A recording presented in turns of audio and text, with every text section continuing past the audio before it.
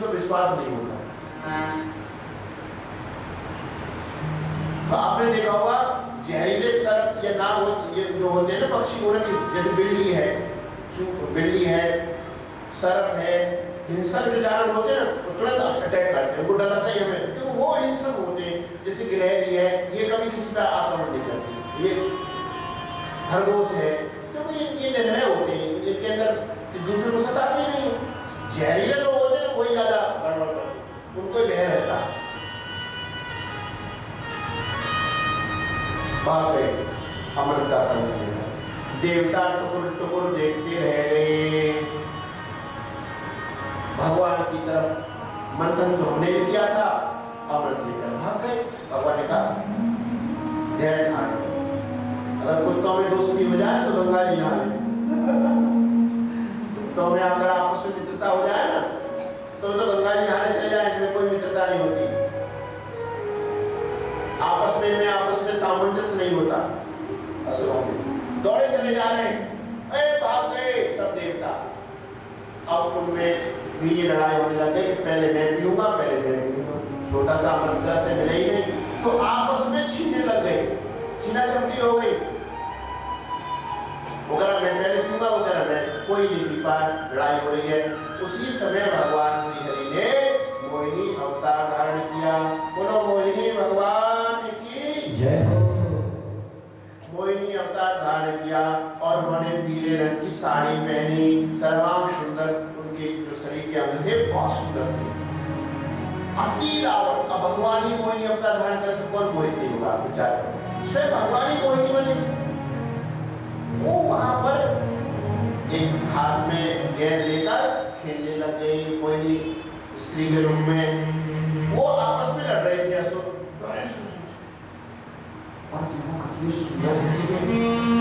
अरे रुको भाई, उसके पास में पहुंची, मोहित हो गए, कहने अरे देवी आप कौन हो, का तुम कंच पला साक्षी कुतोबा किंचिकीर्षसी।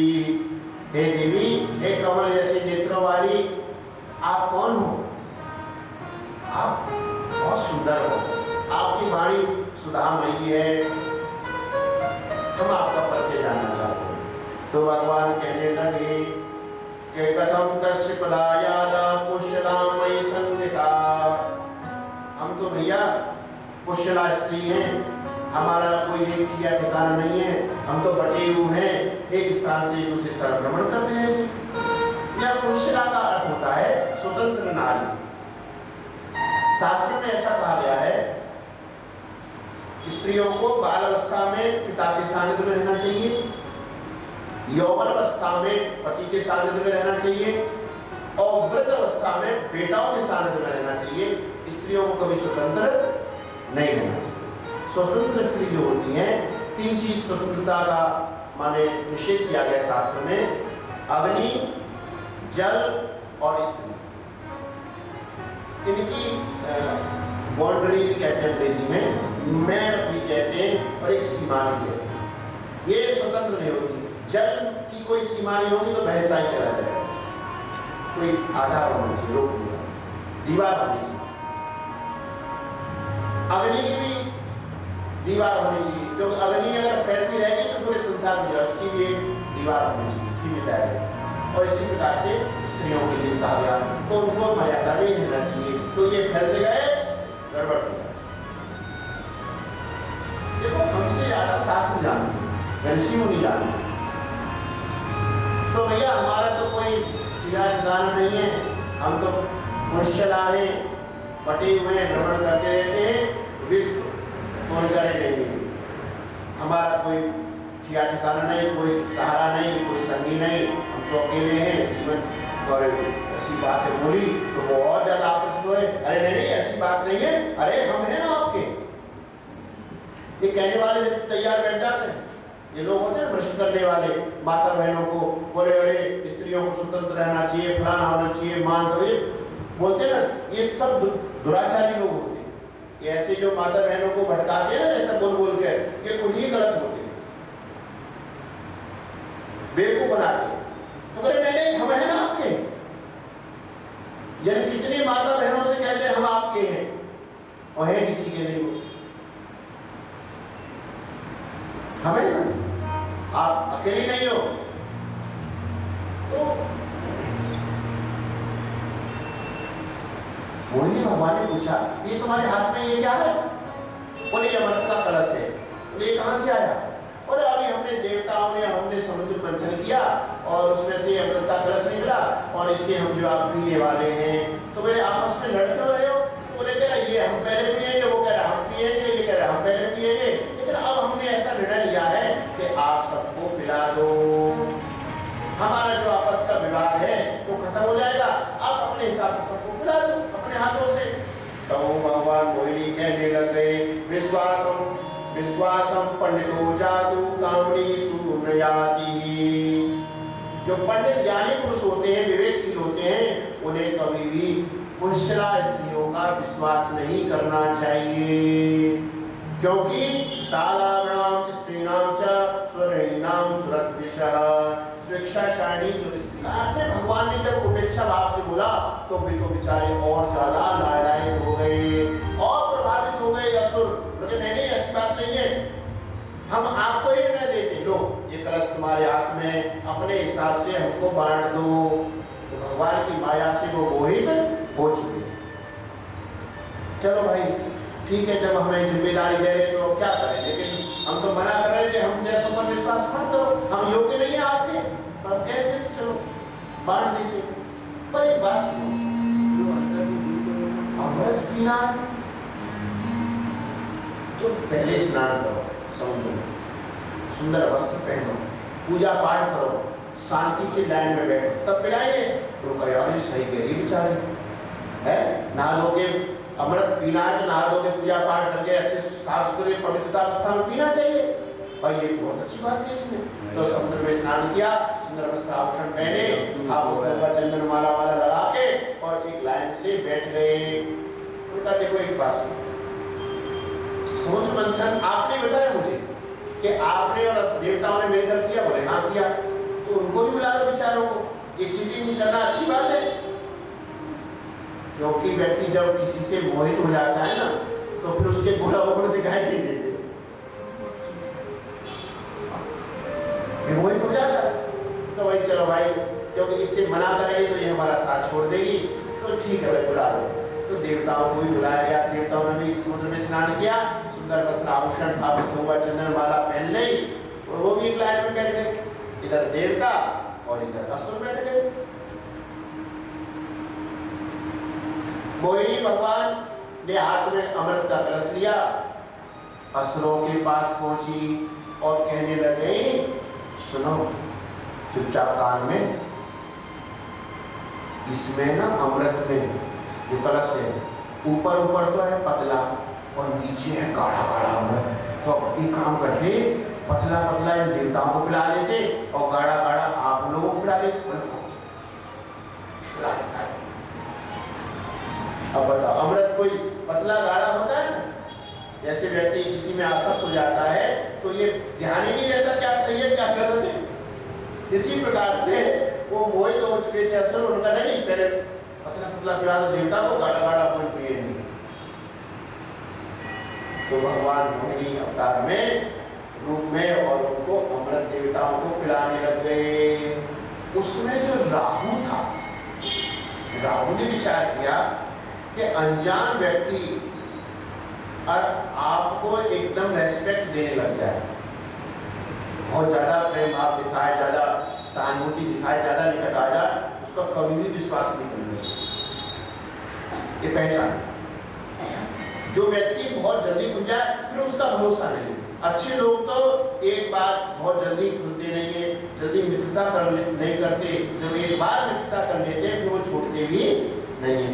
लेकिन ये स्त्री कहाँ से आई, कौन इसका अता पता कुछ है नहीं, कुल खानदान मालूम नहीं है, संगी साथी इसका अता बताओ, इतनी मीठी आवाज, मीठी बोली, मीठा चाल चलन, इसका तो कोई भरोसा नहीं। उसने सोचा, और दूसरी बात, ये अमृत का कलश छोटा सा है, हमको तो मिले जब तक पूरा ही हो जाएगा। तो उसने क्या किया, देवताओं का रूप धारण करके सूर्य और चंद्रमा के बीच में आ गया। भगवान अमृत पिलाते जा रहे थे देवताओं को, जैसे ही वो पिलाने लगे राहु को, राहु ने में से हाथ के पिया तो यहाँ तक ही अमृत पहुंच पाए। तब तक सूर्य और चंद्रमा ने बताया कि राहु राहु राहु राहु। इतनी देर में तो भगवान ने रूप बनाकर चक्र,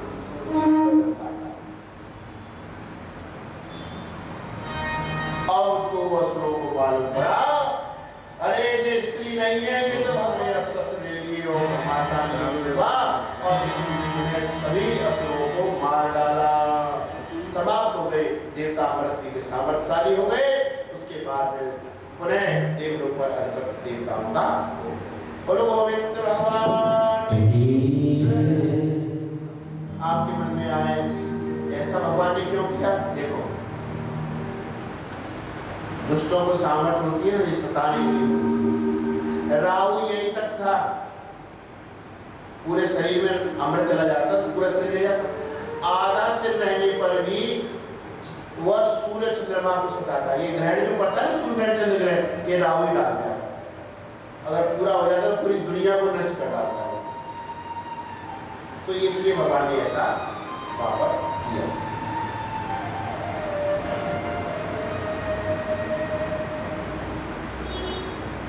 शुक्राचार्य जी थे असुरों के पुरोहित, गुरु बाबा गौर। वो जब तपस्या करने गए थे, वहीं पर असुर पहुंच के बचे कुचे, बोले महाराज गुरु बाबा। बोले हाँ। बोले तुम्हारा यजमान मर गया। बोले कैसे? तो पूरी कथा उनको बताई। असुरों देवताओं ने मिलकर समुद्र मंथन किया और उस मंथन में मोहिनी अवतार वाली सब पूरी विस्तार सुनाई। तो शुक्राचार्य जी वहां पर आए और शुक्राचार्य जी ने उसी समय वहां पर आकर वेद मंत्रों के द्वारा, संजीवनी विद्या के द्वारा राजा बलि को पुनः जीवित किया, असुरों को जीवित किया। राजमहल में आए और वहां पर ऐसा दिव्य यज्ञ किया शुक्राचार्य जी ने। उसमें से रथ निकला, हरे रंग के घोड़े निकले और राजा बलि को ब्रह्म शक्ति दी। और ब्रह्म शक्ति देकर, ब्रह्म सामर्थ्य देकर उन्होंने पुनः कहा, बोले जाओ अब लड़ो। कहा था अमृत, ब्रह्म शक्ति के सामने सब फेल। और पुनः युद्ध हुआ। उस युद्ध में देवता हार गए, असहाय हो गए और राजा बलि ने पूरे देवलोक में स्वर्गलोक पर अधिकार कर लिया और देवलोक का भी वो राजा बन गया। इसके बाद में देवता ब्रह्मा जी को साथ लेकर भगवान शिव जी के पास पहुंचे। भगवान से प्रार्थना बोले अब नहीं हो सकता कुछ, तुम्हारे ऊपर बुरा समय आया और बुरा समय आया तो ये बुरा समय आपको झेलना ही पड़ेगा। तो हम बार बार कह रहे हैं आपसे, हमारे जीवन में समय आता है अच्छा और बुरा, और एक सीमित समय के लिए समय निश्चित होता है, उसके एक सीमा, एक निर्धारित समय होता है। उसके बाद अपने आप चाहे निवारण करो या मत करो, तब भी वो उतने समय तक दुख रहेगा, उतने समय तक सुख रहेगा, उतने समय तक दुख रहेगा। ये चलती रहती है। केवल आत्मज्ञान के द्वारा उसका निवारण हो सकता है, अन्यथा कोई प्रयास कर लो, जादू टोना भस्म भभूति दान कुछ भी कर लो, जितने समय का कष्ट है उतने समय तक आपको प्राप्त। आप दो दवाई गोली कर लो डॉक्टर की, दवाई गोली डॉक्टर के द्वारा सही होता है। अगर दवाई डॉक्टर के द्वारा सही हो जाता ना तो एक ही दिन में सही हो जाना चाहिए था। 1 महीना तक दवाई लेने की जरूरत नहीं पड़ती, फिर 2-2 महीना तक दवाई लेते तब सही होता है। जो प्रारब्ध है समय का ऐसा ही होगा। तो यहाँ भी भगवान ने समझाया कि अब तुम्हारे कोई बात नहीं पड़ सकती है कुछ समय बाद। और तब भगवान कहने लगे मैं अवतार धारण करूंगा और उस अवतार में पुनः तुम्हारी संपत्ति तुमको वापस दिलाऊंगा। ऐसा भगवान ने वचन दिया। बेचारे देवता गण जो गिरी गुफाओं में जाकर छिप गए, कष्ट सब गया, धर्म का दोष बना। शुक्राचार्य जी ने असुरों को बुलाया। असुराणाम सुधादानम सर्पाणाम विदुर्नयनम और मत्वा जात निशानाम नचव्याम। उन्होंने कहा देखो, आपने स्वर्गलोक पर राज कर लिया और राजा बन गए, परंतु देवलोक के जो देवता इंद्र बनते हैं वो वही बन सकता है जिसने 100 अश्वमेध यज्ञ किए। लेकिन आपने हमारी सामर्थ्य के द्वारा देवलोक को जीत लिया, परंतु आप स्थायी नहीं हो सकते। उसके लिए आपको 100 अश्वमेध यज्ञ करने ही पड़ेंगे। तो इसको ऐसे समझे, मैं आपको समझाता हूँ। जैसे सांसद है, सांसद का चुनाव हार ले, तो फिर भी जो पार्टी होती है उनको कोई कैबिनेट मंत्री आदि बना देते हैं या प्रधानमंत्री बना देते हैं। तो उन्हें 6 महीने के अंतर पे कहीं ना कहीं से चुनाव लड़ाते हैं दोबारा, और दोबारा चुनाव लड़के ये तो पद तो दे देते उसको कैबिनेट मंत्री का या कुछ भी, परंतु चुनाव उनको कहीं दूसरी जगह बाद में 6 महीने के अंतर के भी लड़ना पड़ता है। इसी प्रकार से भाई आप 100 अश्वमेध यज्ञ तो किए नहीं है, आप इंद्र देवता बन गए, तो आप 100 अश्वमेध यज्ञ करो। जब वो पूर्ण हो जाएंगे तो आप पुनः स्थायी रूप से आप इंद्र पद पर स्थापित हो सकते हो। तो शुक्राचार्य जी ने सभी असुरों को, देवताओं को साथ में लेकर मृत्यु लोक में, यज्ञ देवलोक में नहीं हो सकता, यज्ञ जो है स्वर्गलोक में नहीं हो सकता, और सुने भूलोक में भी पूरी पृथ्वी पर कहीं नहीं हो सकता, केवल भारत भूमि में।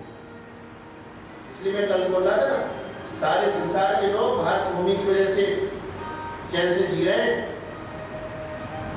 हमारे ऋणी है पूरी पृथ्वी के लोग, और हम अपने को छोटा समझ रहे हैं। विदेशों, अमेरिका, वेस्ट इंडीज, ऑस्ट्रेलिया, हाय इतने पैसे वाले हैं, गोरे तो दगा देते हैं।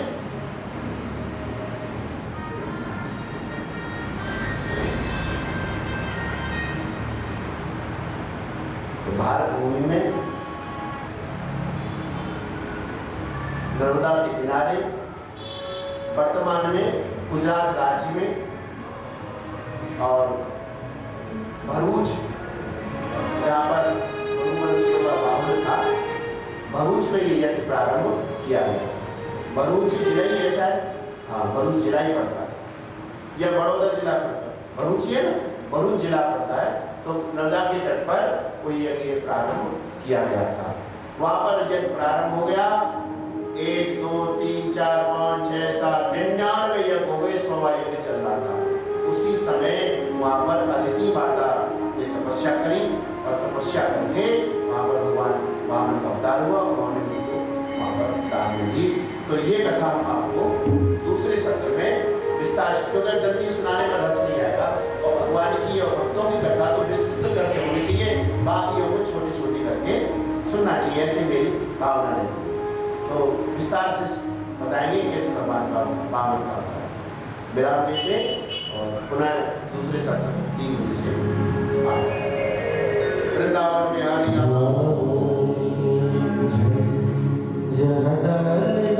पर सोने की चिड़िया जहाँ सूरज सबसे भारत देश है मेरा, और भारत देश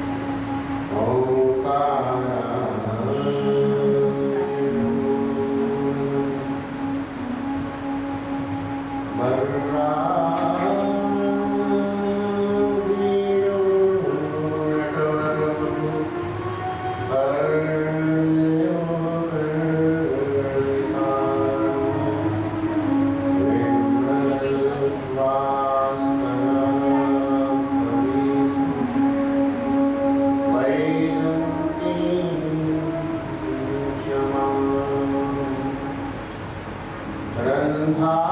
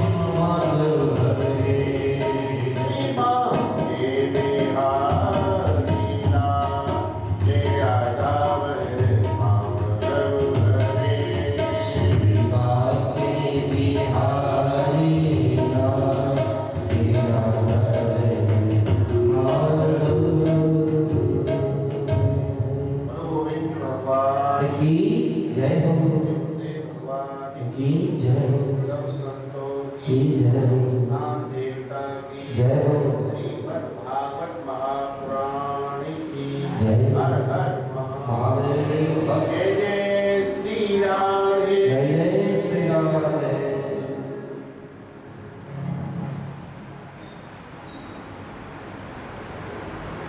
अभी ब्रह्मांड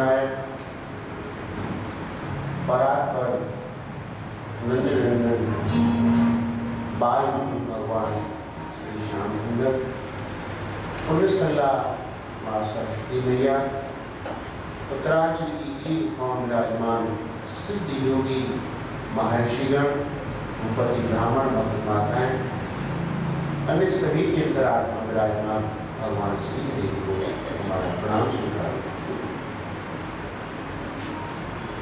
प्रथम सत्र के अंतर्गत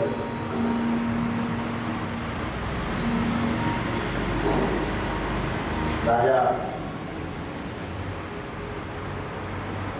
बलि ने ब्राह्मणों की शक्ति से, ब्राह्मणों के आशीर्वाद से तीनों लोगों पर राज स्थापित कर लिया और राज्य को स्थायी, पद को स्थायी रखने के लिए 100 अश्वमेध का अनुष्ठान प्रारंभ किया। 99 यज्ञ हो गए थे, 100वां चल रहा था और उसमें आगे क्या घटना हुई प्रारंभ करते हैं। जब देवतागण गिरी गुफाओं में जीवन यापन कर रहे थे, राजपाट पर प्रतिष्ठा से रहे, तो उनके दुख को देखकर उनकी माँ जो अदिति थी उन्होंने अपने पति की आराधना करी। एकदा कश्यप तपस्या आश्रमं भगवान् गतः निरुत्सवं निरानन्दं क्षमावेदे तश्चिरातः। एकदा कश्यपस्य तपस्यायां आश्रमे भगवान गाता है, तो इसको ऐसे करेंगे, भगवान गाता है आश्रमम तपस्याम और एकदा। एक बार ऐसे होगा, एक बार भगवान कश्यप ऋषि अपने आश्रम पधारे में उन्होंने देखा कि उनकी धर्मपत्नी निरानंदम समावेद धेरी पितश्चरिताल तपस्या में निमग्न है। और जब उन्होंने देखा कि हमारे पति पधारे हुए हैं, तो एकदम खड़े होकर उन्होंने पति का स्वागत किया, उनके पैर धुलवाए, अर्घ दिया, आसन बिछाया, पूजन किया और पास में बैठ गई। सपत्नी दीन गोवर्धनाम कृतासन परिग्रह सवाजितो यथान्यामिदमाह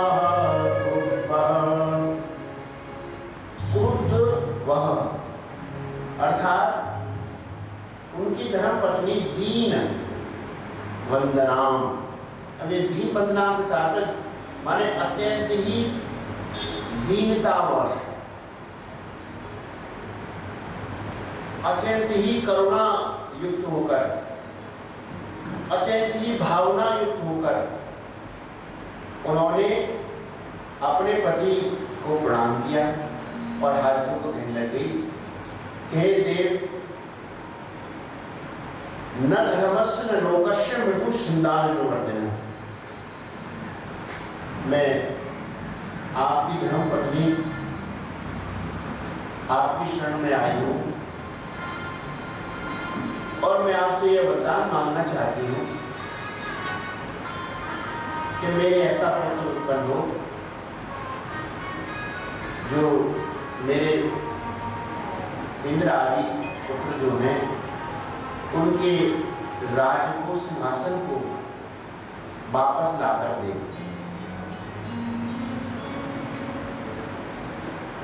भगवान कश्यप ऋषि से ऐसी प्रार्थना करी तो उन्होंने कहा कोई बात नहीं, क्योंकि ग्रहात् पूजिता याता स्थाने में पक्षितः, ऐसा शास्त्र कहते हैं कि भाई गृहिणी जो होती है वही इन शास्त्रों में, तो गृहिणी का जहाँ पूजन होता है, ये तो नारायण पूजन दे ब्रह्मण के देवता, ऐसा भी मनवादी स्मृतियों में बोला गया है कि जहाँ पर स्त्रियों का मान होता है, घर में सम्मान होता है, पूजन होता है, उस घर में हमेशा देवताओं का निवास रहता है और वहाँ पर सभी देवतागण भोजन पाने के लिए लालायित रहते हैं।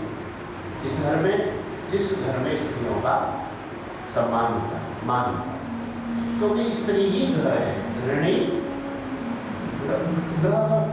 गृहेषु तेष्वा अथतो नाष्टम सरलैरपि, अगर गृहिणी घर में नहीं है तो कोई भी अतिथि आएगा जो साक्षात भगवान का ही रूप होता है, उसको भोजन नहीं प्राप्त हो पाएगा, क्योंकि धर्मपत्नी चली आ गई माता पिता के यहाँ, तो व्यक्ति भोजन क्या करता है, सुबह पोहा बना लिया, शाम को पोहा बना लिया, दूसरे दिन डबल रोटी होती है उसको खा लिया, दूध पी लिया। ऐसे कोई महात्मा संत आ जाए कि स्वामी भिक्षा मांगे जब आप खिलाए, क्या गुरु जी फल खा लो, दूध ले लो, क्या करें।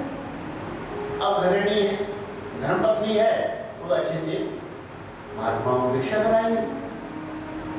तो हे देवी, गृहिणी माने धर्मपत्नी की वजह से ही हम गृहस्थी जो होते हैं अपने कर्तव्य धर्म का पालन कर पाते हैं, इसलिए आपकी बात का हम अनुमोदन करते हैं।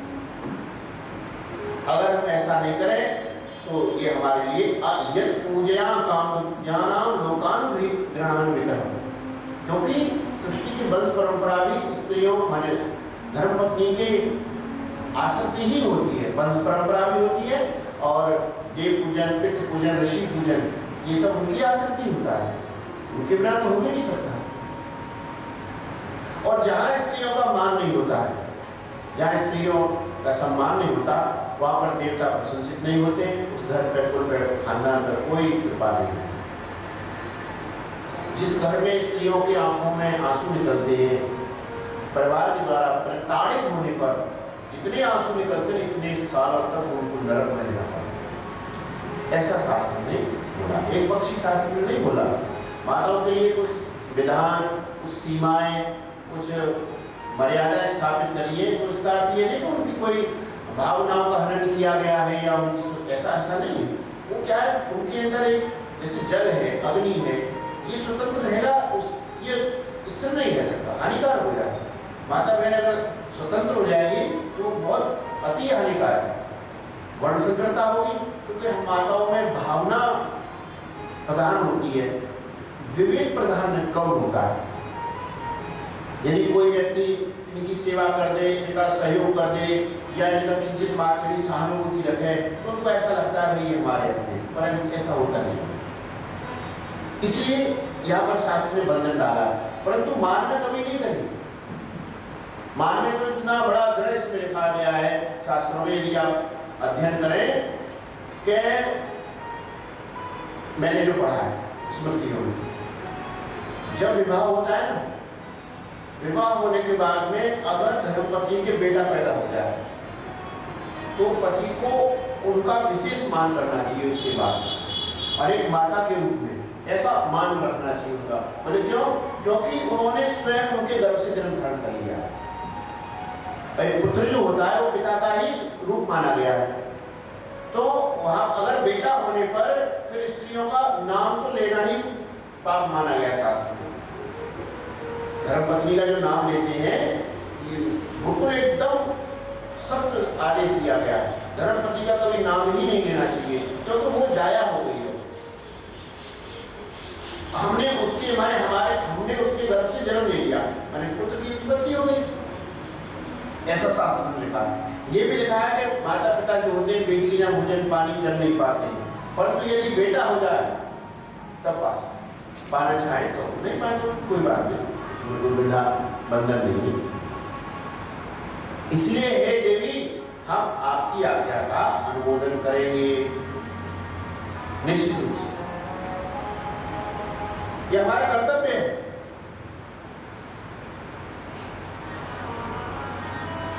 भागवत में आगे छठे दिन की कथा में विस्तार से आएगा कि द्रौपदी से जब भगवान श्री हरि की, भगवान विष्णु की जो धर्मपत्नियां थी 16,108 द्वारका में, तो उनसे पूछा था कि आपके पति आपके अनुसार क्यों चलते क्या नहीं, तो बताया कि जो पांडव है ना वो कभी भी द्रौपदी की बात का माने काटते नहीं, जो वो कहती है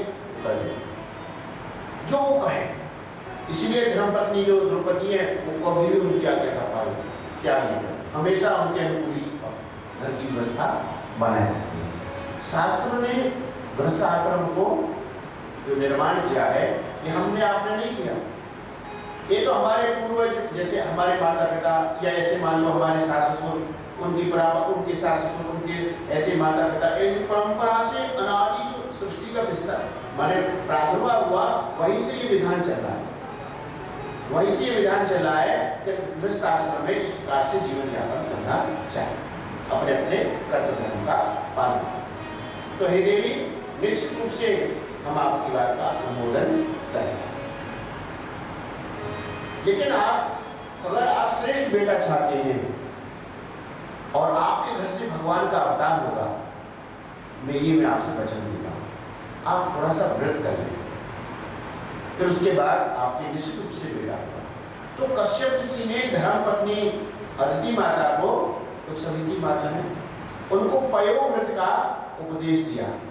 फाल्गुनस्याम मलयपक्षे द्वादशाम पयोव्रतः और अर्षयम विंदाक्षु भक्त्या परम यानविता। इसका अर्थ ये है, फागुन मास विधि बता रहे पयोव्रत की, मैं आपको बता दूं। फागुन मास के शुक्ल पक्ष की प्रतिपदा से, ये ऐसे समझे, शिवरात्रि आती है फागुन में, शिवरात्रि की पूर्ण अमावस्या है, अमावस्या वाले दिन ये उनके लिए भी सार्थक उपाय है जिनके बेटा बेटी नहीं होते, जिनकी बेटी है बेटा नहीं होते, उनके लिए उपाय है, आप कर सकते हैं इसको। तो शास्त्र में उपाय है, उसके अनुसार करने में कोई दोष नहीं है। और ये झाड़ फूक करने में ये सब ये गलत है, या ये जो मेडिकल डॉक्टरों के द्वारा ये जो है यही गलत है, ये भी मरण संकरता है। अमावस्या वाले दिन सुअर ने जिस मिट्टी को खोदा हुआ हो, जैसे सुअर कहीं रहता है और उसने उसके द्वारा मिट्टी को खोद दिया या गड्ढा बनाया, उस मिट्टी को लेके आए, उस मिट्टी को लाकर और स्नान करें और उस मिट्टी को लगाकर स्नान करें। अमावस्या वाले उससे स्नान करें और स्नान करके संकल्प करें। अपने घर में जैसे नवरात्रि में भगवती दुर्गा मैया बनाकर रखते हैं ना, अपने हाथों से मिट्टी बनाकर, ऐसे अपने घर में भगवान विष्णु की मूर्ति बनाए, पूजन स्थापना कर लें। अमावस्या प्रतिपदा से द्वादशी तक व्रत किया जाता है। फाल्गुनस्याम मलय पक्षे, या अमले पक्ष का अर्थ है माने शुक्ल पक्ष, और द्वादशाम पयोव्रत है, द्वादश 12 दिन का पयोव्रत है। एक प्रतिपदा से एकम बोलते हैं, एकम से द्वादशी तक व्रत करें, भगवान का पूजन करें और हरि नाम संकीर्तन नमो भगवते वासुदेवाय जप करें, या नारायण नारायण का जप करें, विष्णु सहस्रनाम का पाठ करें और हरिवंश पुराण का अध्ययन करें। एक ही बात है, उन दिनों में ज्योति अखंड जला लें, नहीं तो 12 घंटे के लिए, या पूजन के समय दीपक घर में कभी 12-24 घंटे के लिए, या नवरात्रि में 9 दिन के लिए अखंड दीपक घर में जलाना चाहिए। घर में अखंड दीपक जलाने से घर में बहुत शांति है, गाय के घी से आप यदि दीप जलाएंगे अत्यंत शांति रहेगी। परंतु आप बाजार का दूध ये लोग लाएंगे ना, ये उसमें चर्बी मिला देंगे, ये अशुद्ध होता है। तो अपने घर में बना लो, घर में दूध भी लाओ। मुझे तो ऐसा लगता है अगर सींग वाली गाय है, पुष्टि वाली, ऊपर नीचे ऐसे जो होता है उसका, तो उसका दूध से ही घर में दूध जमा कर घी बना लो, नहीं तो भैंस का ही घी है। परंतु जर्सी गाय का घी तो उपयोग करना ही है। जर्सी गाय में एक दो क्वालिटी होती है, जैसे ये छिलके वाली होती है ना, काले और सफेद जैसे दागदार होते हैं, बताइए कौन होता है? ये गाय और पेंगुइन जो जानवर होता है ना, अफ्रीकन पेंगुइन ऐसे बड़ा बड़ा होता है, वो उसका मिक्सर होता है, अशुद्ध मान। तो नवरात्रि के दिनों में हमेशा साल में 2 या 4 बार माने को मिलाकर, तो उन दिनों में हमें घर में अखंड दीपक जलाना चाहिए। या शिवरात्रि वाले दिन अखंड दीपक जलाएं, या कृष्ण जन्माष्टमी वाले दिन अखंड दीपक जलाएं, अथवा एकादशी व्रत करते हैं तो एकादशी वाले दिन अपने घर में हमेशा अधिक से अधिक समय अखंड दीपक जलाना चाहिए। अखंड दीपक जलाने से घर की सब आदि व्याधि ये सब होती है, दाखनी साखनी पिशाची, ये सब जो सब समाप्त हो जाए, अच्छी शांति सांस ले सके। 12 दिन तक भोजन न पाएं, फलाहार न करें, केवल दूध पान करें। 12 दिन, और दूध भी गाय का होना चाहिए, देसी गाय का। इस व्रत का नाम ही पयोव्रत है। तो दूध का पय का अर्थ होता है दूध। 12 दिन तक दूध, केवल दूध पीकर 12 दिन व्रत करें। फिर 12वें दिन ब्राह्मणों को बुलाकर सामर्थ्य 12 ब्राह्मण बुलाएं और 12 ब्राह्मणों के द्वारा सर्व भद्र आदि ग्रह आदि बनाकर हवन कराएं, सूत्र से हवन कराएं, विष्णु सहस्रनाम से हवन कराएं। ब्राह्मणों को 12 ब्राह्मणों को दक्षिणा दें या एक आचार्य को दें, उनको भोजन के लिए आप अपनी सामर्थ्य के अनुसार, आप एक आचार्य को ज़्यादा वस्त्र दे दो, दक्षिणा दे दो, अन्य को केवल भोजन की दक्षिणा दे दो, अथवा आप सभी ब्राह्मणों को दे दो, अपनी अपनी जो सामर्थ्य, लेकिन 12 हो तो और अच्छा, 12 ब्राह्मणों को भोजन कराएं। इस प्रकार से आप जो है पयोव्रत करना चाहिए। ये पयोव्रत आप जो है साल में एक बार ही कर सकते हैं, जब चाहे तब नहीं कर सकते आप, क्योंकि फागुन महीने शुक्ल पक्ष में होता है, हमेशा नहीं कर सकते आप, कभी जब चाहो, केवल साल में एक बार ही कर सकते हैं। तो इस प्रकार से यहाँ पर कश्यप ऋषि ने माता अदिति को बहुत विस्तार से, मैंने हिंदी में आपको बता दिया, इसमें संस्कृत के श्लोकों में लिख रहा है, लेकिन है वही बात, उसमें कोई हमने मिलावट आदि नहीं करी, खुल के बता रहे। कहते हैं बार बार भगवान को प्रणाम करें, आरती करें, कीर्तन करें, ये सब चीजें जो अपन आराधना करते हैं नवरात्रि की तरह, ऐसे भगवान की आराधना करनी चाहिए। इस प्रकार से माता अदिति ने यज्ञ स्वरूप परमात्मा की आराधना करी और 1 वर्ष में ही उनके घर में भगवान का प्रारंभ हुआ। भगवान के पहले दर्शन हुए। यज्ञेश यज्ञ पुरुषा अक्षत दीपालम तीर्थश्रव श्रवण मंगलम नाम धेयः, अर्थात तीर्थ स्वरूप तीर्थपाद तीर्थश्रव, जिनकी वाणी ही तीर्थ रूप है, जिनके मंगलमय चरित्र ही श्रवण करना कान तीर्थ रूप बन जाते हैं, वाणी से उच्चारण करें तो वाणी ही तीर्थ बन जाती है। ऐसे मंगल परम स्वरूप परम पुरुष भगवान यज्ञ स्वरूप की मैं आराधना करती हूँ। ऐसा हमने भगवान की वंदना करी, भगवान ने वचन दिया और कहते हैं उसके पश्चात तब भगवान का अवतार हुआ। बोलो वामन भगवान की जय हो। जैसे वामन भगवान का अवतार हुआ, सबसे पहले ब्रह्मा जी ने स्तुति करी, जयो रुगाय भगवान नमे नमोस्तुते, नमो ब्रह्मणे देवाय त्रिगुणाय नमो नमः, नमस्ते कृष्णगर्भाय वेदगर्भाय वेदसे त्रिनाभाय रुद्रपृष्ठाय सिद्धिष्ठाय विष्णवे। ऐसे परमात्मा जो ब्राह्मण है, ब्राह्मण होते हैं, ब्रह्मण्य है, त्रिगुणाधीन है, त्रिगुणी माया के अधिष्ठान देवता है, सबकी आत्मा वे विराजमान हैं, सबके अपने हैं, ऐसे परमात्मा की मैं आराधना करता हूँ। इसके बाद बड़े हो गए और उनका यज्ञोपवीत संस्कार कराया गया। तो यहाँ पर तम पटकम वामनम दृष्टवा मोदमाना महर्षिया, समस्त महर्षि वहाँ पर एकत्रित हो गए जनेऊ संस्कार में।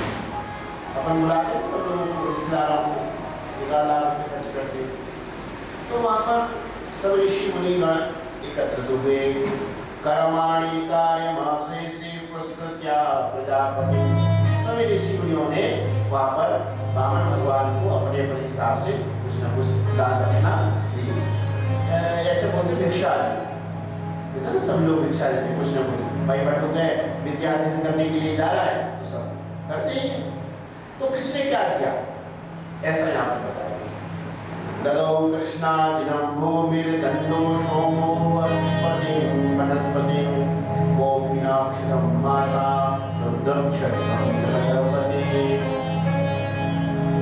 ददौ कृष्णाजिनं भूमि, भूमि माता ने और पृथ्वी माता ने उनको कृष्णाजिनं ददौ, उनको आसन दिया। सोमो दंडम वनस्पति, और चंद्रमा ने उनको दंड दिया। पलाश का दंड नाम होता है, पलाश का दंड दिया। कॉफी नाक्षादनम माता, और माता की अदिति ने उनको कोफिन दी। कोफिन कहते हैं उसको निकर पहनते ना बच्चे, निकर के अंडरवियर भी बोलते हैं आजकल अंग्रेजी भाषा में, और वैसे उसको संस्कृत भाषा बोलते हैं कोफिन। तो माता ने कोफिन दी। दो क्षत्रम जगतपते, आकाश ने छत्र दिया, आकाश देवता ने उनको ऐसे छत्र दिया, माने छाता, ये अर्थ है।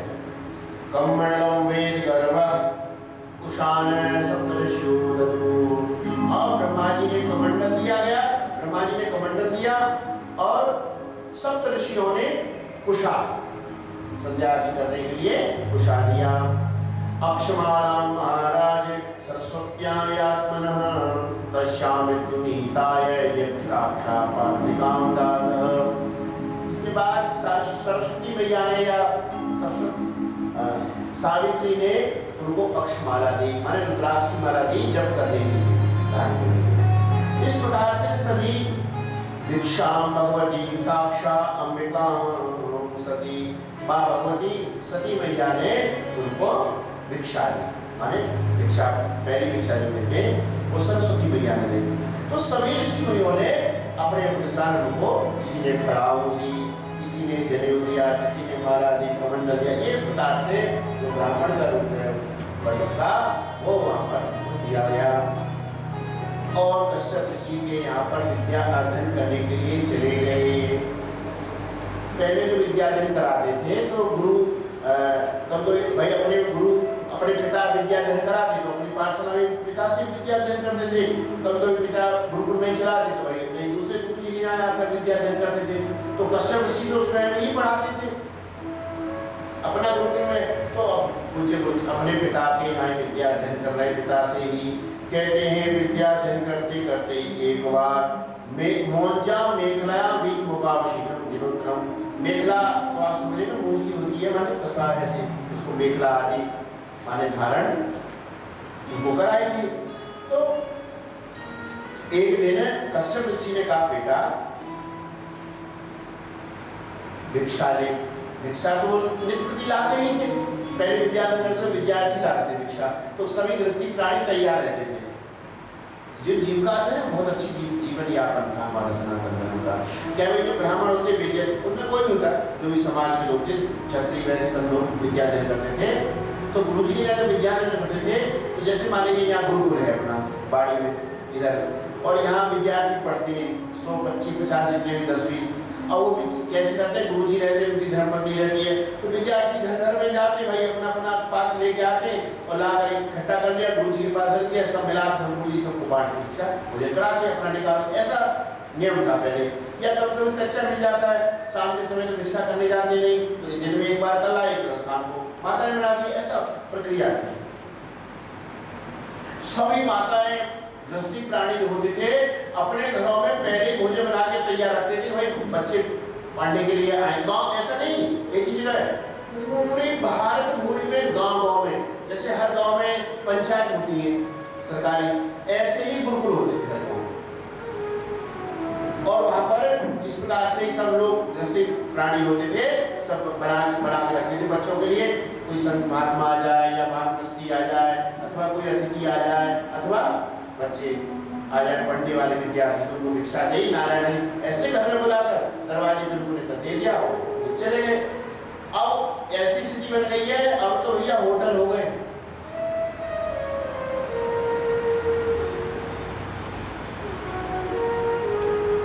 एक तो बहुत ही दुख होता है एक बात का, सच में बताने में दर्द होता है मुझे। पानी भी 20-20 रुपए में मिलता है, बताओ। आदमी किसी को पानी भी नहीं पिला सकता, बताओ। ये हम लोग इतने स्वार्थी हो गए, तजुर्बे पिलाने। 20-25 रुपए की बोतल आती है पानी की, कोई पानी भी नहीं पिला सकता किसी को।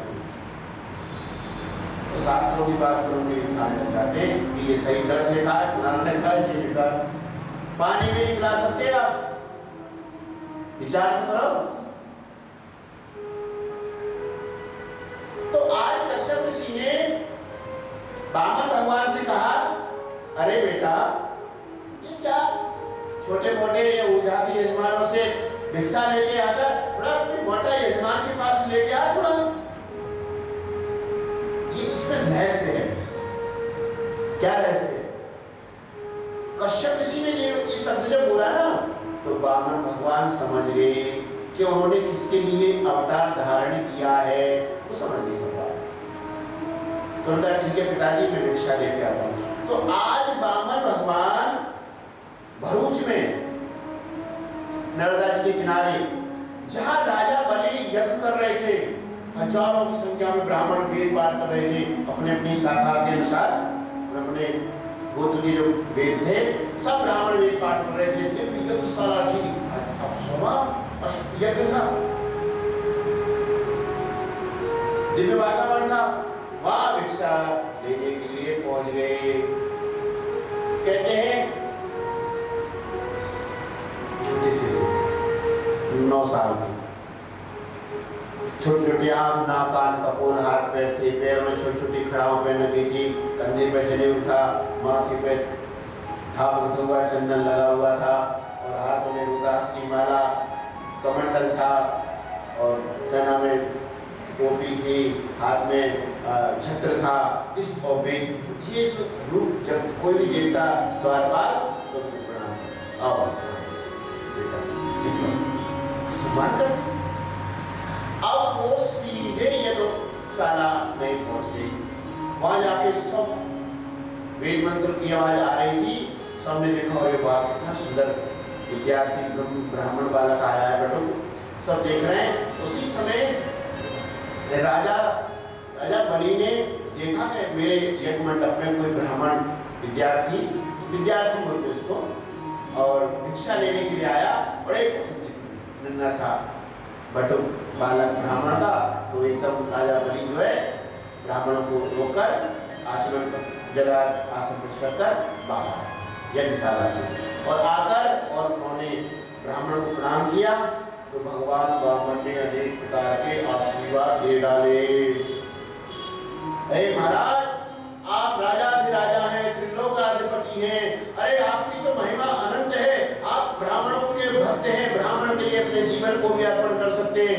आपके पिता ब्राह्मण भक्त थे प्रहलाद जी, और उनके बेटा विरोचन जी इतने भक्त थे ब्राह्मणों के कि जिन्होंने ब्राह्मण का रूप धारण करके देवराज इंद्र आया था तो उसको गर्दन मांगी, उसको गर्दन दे दी। आपके वंश में तो ब्राह्मण भक्ति चली ही आ रही है।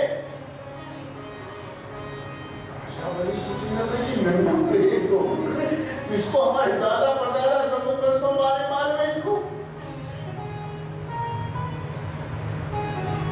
बोले भैया आप क्या भिक्षा मांगना चाहते हैं, आप जो बोले हम आपको देंगे। वामन भगवान कहने लगे भैया आप सामर्थ्यवान हैं, 3 लोगों के राजा हैं, आप कुछ भी दे सकते हैं। आपके द्वार पर आया हुआ ब्राह्मण कभी निराश नहीं गया है, अच्छी तरह से पढ़ाई करी, एकदम फुल फॉर्म में कर दिया। और हम तो बस केवल इतना मांगने आए हैं, हमें भजन करने के लिए, तपस्या करने के लिए बस माने 3 पग भूमि चाहिए, जिसमें हम अपनी कुटी बनाकर और आराम से भजन कर सकें। राजा बलि कहने लग गया, स्वागतम ते नमस्तुभ्यं ब्रह्मन् किं करवामते ब्रह्मशिलां सत्त्वसाक्षात् मन्ये त्वारूपसुन्दरम्। हे ब्रह्म, स्वागतम ते नमस्तुभ्यं, मैं आपका स्वागत करता हूँ, आपको नमस्कार करता हूँ। आप जो चाहते हो, आपको ऐसा लग रहा है जैसे समस्त ब्राह्मण ऋषियों की तपस्या का मूर्तिमान तप ही आपको, और साक्षात भगवान नारायण है, तो ब्रह्म शक्तिमय तो भगवान है ही। बोले ऐसा लग रहा है जैसे आप तपस्यामय हैं। अत्र न पितर तृप्ता